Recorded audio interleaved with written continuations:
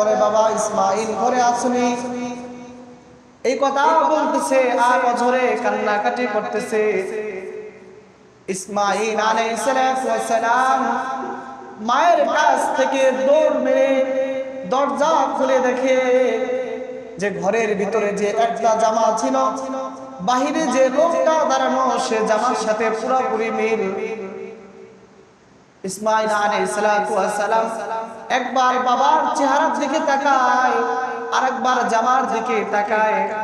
জামার দিকে তাকায় সে মনে মনে ভাবতেছে, আমি তো আজকে 1 বছর আর 2 বছর নয়, বছর কি বছর ঘর দেখলাম। এই লোকের গায়ে যে জুব্বাটা দেখা যায়, এরকম একটা জুব্বা আমার আম্মা জান প্রতিদিন বুকে জড়ায় জড়ায় কান্দে।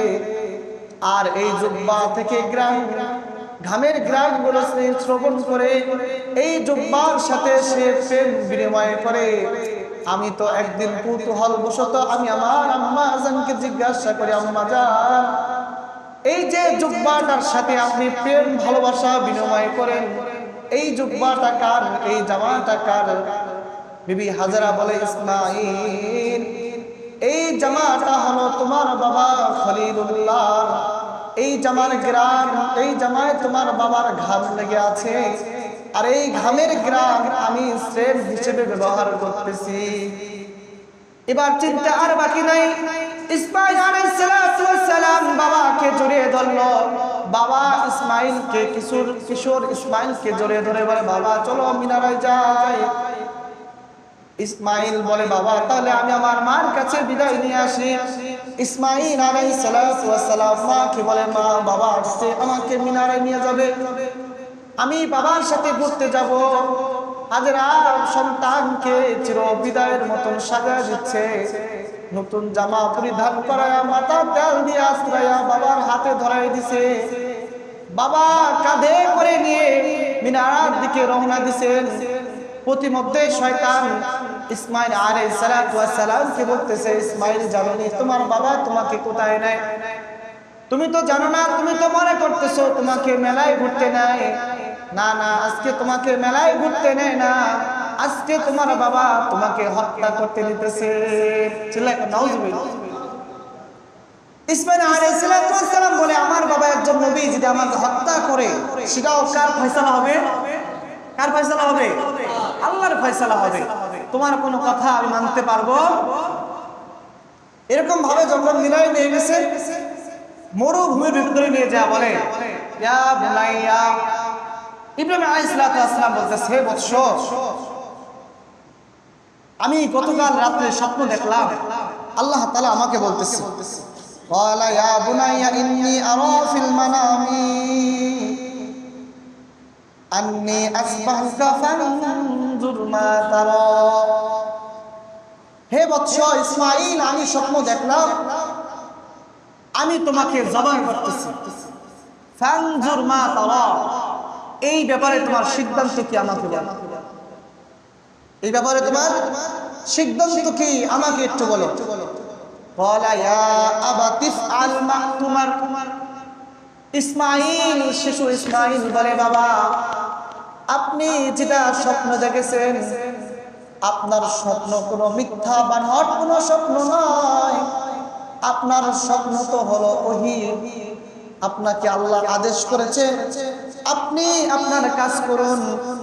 সাতাজিদুনি ইনশাআল্লাহু মা'আস সাবিরিন। নিঃসন্দেহে আপনি আমাকে ধৈর্যশীলের সাথে পাবেন ইনশাআল্লাহ। এই কথা বলে ইসমাইল আলাইহিস সালাম বলে, বাবা আপনি তো আমাকে জবাই করবেন, কিন্তু বাবা আমার একটা কথা হলো, আপনি আমাকে চিৎ করে শোয়াবেন না, কেননা আমি ইসমাইলকে আপনি দেখলে আপনার মায়া লাগবে। আল্লাহর হুকুমের ভিতরে আপনার ঘাটতি আসতে পারে। এই জন্য আমাকে আপনি উপর করে শোয়াবেন এবং আমার হাত পা গুলো শক্ত করে বেঁধে রাখবেন। যখন আমার গলার ভিতরে যখন ছুরি চালাবেন, জবাই করবেন, যদি আমার হাত পা লড়াচড়ার কারণে আপনার গায়ে লেগে যায়, সেটা তো আমার জন্য চরম বেয়াদবি হবে।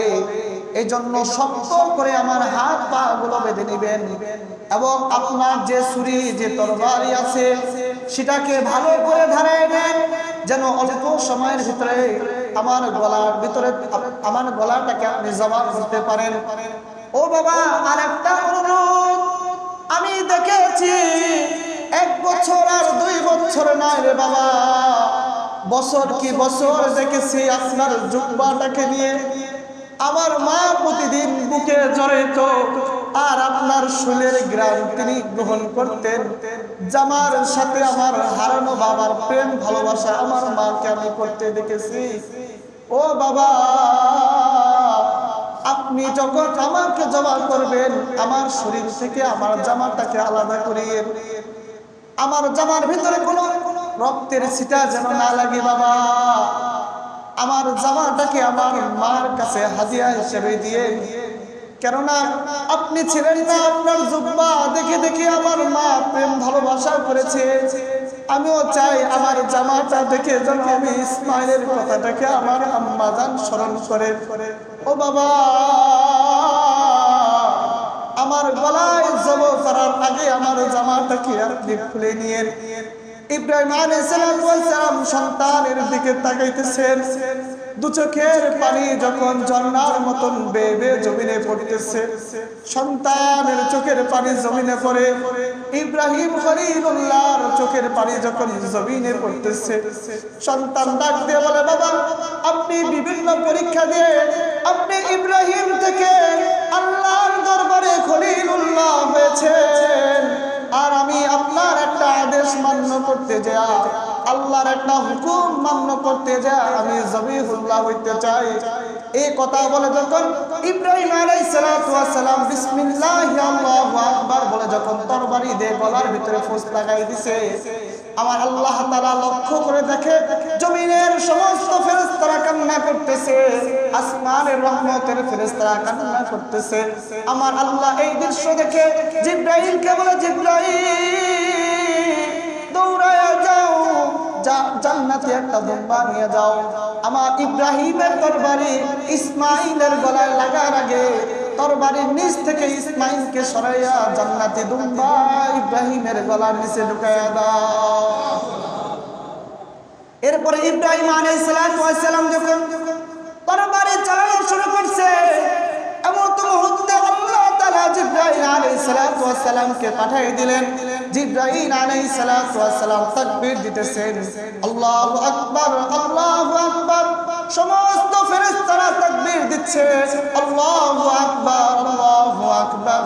এই তাকবীর দিতে দিতে যখন ইব্রাহিম আলাইহিস সালাম তরবারি চালানো শুরু করছে, ইসমাইলকে সরায় যখন দেখে দুম্বা জবাই হয়ে গেছে, ইসমাইল আলাইহিস সালামকে যখন জবাই করেছেন, এবার ইব্রাহিম আলাইহিস সালাম চোখের থেকে তার কাপড়টাকে খুলে না, সে বলতেছে, হায় হায়, এত সুন্দর একটা সন্তান আল্লাহ আমাকে দিয়েছে, বার্ধক্য বয়সে আমার চলাফেরার মতন কোনো সঙ্গী ছিল না, আমার একটা কিশোর সন্তান ছিল, তাকেও আমি আল্লাহ তাআলার সন্তুষ্টির জন্য জবাই করেছি, আমার জবাইকৃত সন্তানের রক্ত মাখা চেহারা আমি দেখতে পারবো না। ইব্রাহিম আলাইহিস সালাম অনেক সময় পর যখন মুখ থেকে চোখ থেকে যখন কাপড়টা সরাইলেন, দেখলেন যে ইসমাইলের জায়গায় একটা জান্নাতি দুম্বা জবাই হয়ে আছে। সাথে সাথে বলে ইব্রাহিম আলাইহিস সালাম বলে উঠলেন, ওয়ালিল্লাহিল হামদ, যিনি অদৃশ্যকে আল্লাহ তাআলা অদৃশ্যভাবে ইসমাইলকে জীবিত রেখে জান্নাতি দুম্বা এখানে এনেছেন, আমি সেই রবের প্রশংসা করলাম। ওয়ালিল্লাহিল হামদ, সমস্ত প্রশংসা কার? চিল্লা বলেন না, সমস্ত প্রশংসা কার? আল্লাহ।